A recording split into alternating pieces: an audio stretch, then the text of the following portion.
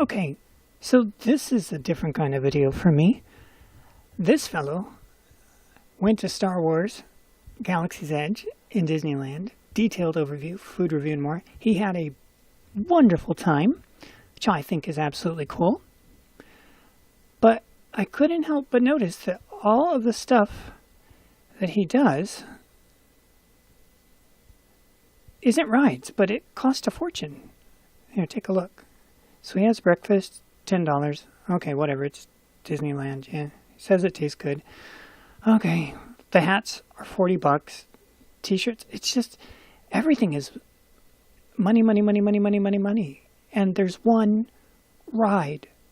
One ride. And it's the Millennium Falcon ride. Where'd it go? Oh yeah, it's the pod in the waiting bay. And he goes on about the detail and how it's so detailed, which it clearly is. Disney does not ever rip you off there. And this inside the Millennium Falcon with him, and he's just having a great time, and that's really good. And then he makes a lightsaber that's $100 or $200 and some dollars with everything that you gotta wait for, and then you have to pay hundreds and hundreds of dollars for. So, what's the point of my video? To review Galaxy Edge via this fellow's, which is a really weird thing to do, but I didn't even talk about the drinks being $75. Ay. Alright. Oh, I don't want to make him look droopy. Here. Try and find a good spot. There we go. Okay, as I hijack his video. Okay, so in short, here's mine.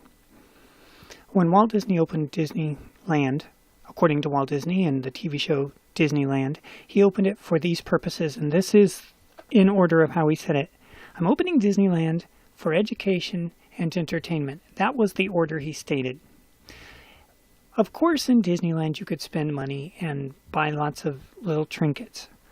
But there were rides, there were activities, there were shows, there were lots of things to do once you paid your admission to get in, which was $1, by the way, in July 17, 1955. Now, of course, they had tickets back then. For those of you too young to know what that is, there were A tickets for the lame rides, B tickets for the kind of cool rides, C tickets for the not so bad rides, and then you get up to E and it's like, whoa, baby, and you only got 4 of those in your book.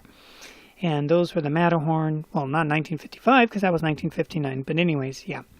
So, the point is, Walt Disney built Disneyland to be a family park entertainment. He put the berm around the park so that the outside world couldn't intrude. That lasted for about 4 years until all the hotels surrounded him.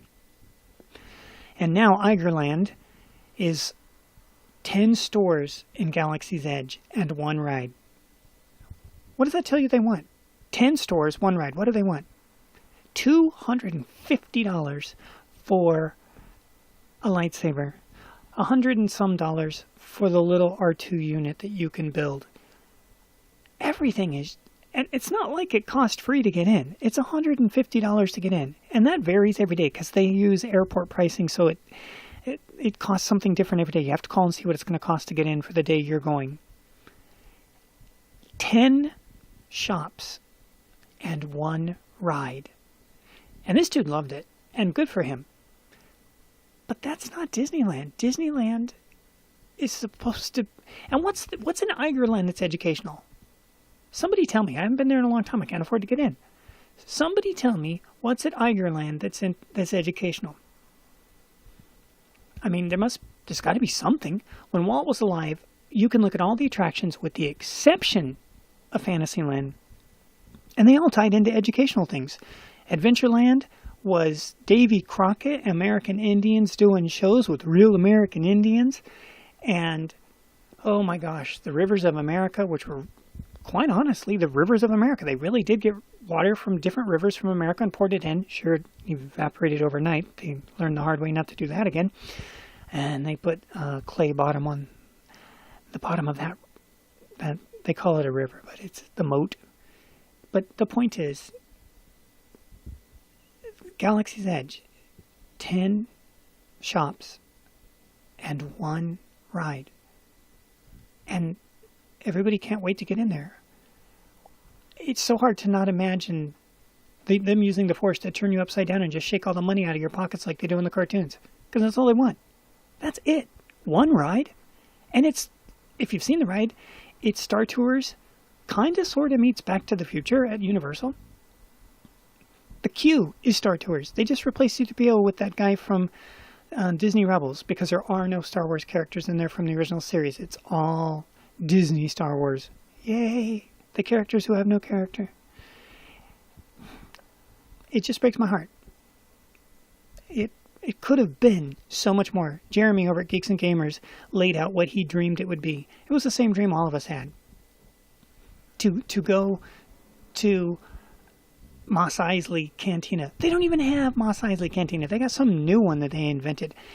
When I went to the Star Trek adventure in Las Vegas, you could go to Quark's Bar. I did go to Quark's Bar. That place was amazing. It's just, unfortunately, Star Trek was waning in popularity eventually, and they closed it down. But oh my God, it was fun. It was really, really cool. And this could have been, and it's not. Yes, they spent a fortune on detailing. Yes, the detailing is fabulous. But it's like my review of The Twilight Zone 2019. The cinematography is beautiful, the acting is fantastic, and the story sucks. And it's the same thing with this. It's beautiful on every aspect, but all it is a vacuum for your pockets to take out all the money. They give you one ride. 10 stores. That's all that's there. Breaks my heart. We hope you enjoyed the content, and if you did, feel free to like, subscribe, come on back anytime. You're always welcome here as part of the family, and we'll see you in the future.